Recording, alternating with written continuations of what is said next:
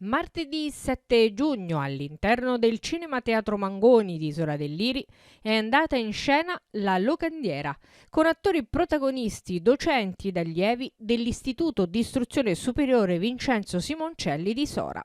I giovani liceali, dopo aver partecipato alle lezioni del laboratorio di alfabetizzazione attoriale con il regista Ivano Capocciama e dopo 2 anni di interruzioni causate dalla pandemia, si esibiscono con una delle opere più conosciute del commediografo veneziano Carlo Goldoni.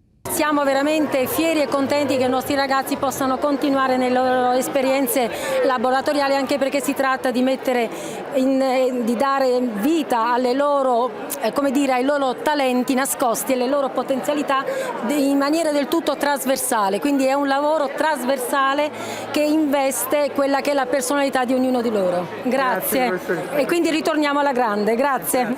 Da mesi i ragazzi lavorano con veramente grande entusiasmo a questo progetto e i ragazzi hanno veramente contribuito con entusiasmo e grande partecipazione a questa performance che effettivamente li ha uniti ed risulta un gruppo molto coeso. E questo a me è piaciuto tanto perché la scuola poi, al di là di quelli che sono contenuti, didattica, no?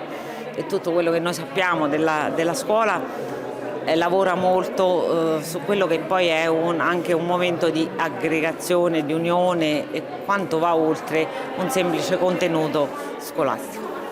L'opera, frutto della drammaturgia e regia di Ivano Capocciama e della progettazione della professoressa referente Maria Rosaria Di Fazio, è stata interpretata dagli studenti che con passione hanno deciso di frequentare il laboratorio di teatro che li porta ad una crescita significativa sotto molti punti di vista.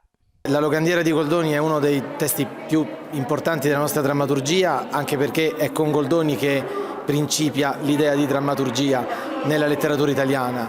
È la storia di una donna che è molto desiderata, ma allo stesso tempo è l'immagine di una figura femminile che innesca un'alternativa nel contesto femminile dell'epoca, cioè l'indipendenza di una figura femminile legata prettamente a un discorso anche economico. Quindi questa è una donna che vive di interessi e di interesse, quindi gli interessi verso gli uomini che la circondano e che sono tutti vittime di un inganno in qualche modo, e l'interesse economico che muovono e smuovono le sue azioni quotidiane. Quindi io non sono molto bravo a raccontare le trame, perché preferisco mostrarle a teatro destrutturandole, perché poi quello che facciamo stasera è una performance goldoniana, cioè noi non raccontiamo la vicenda concreta. Sì, La Locandiera di Carlo Goldoni è il risultato di un laboratorio di alfabetizzazione attoriale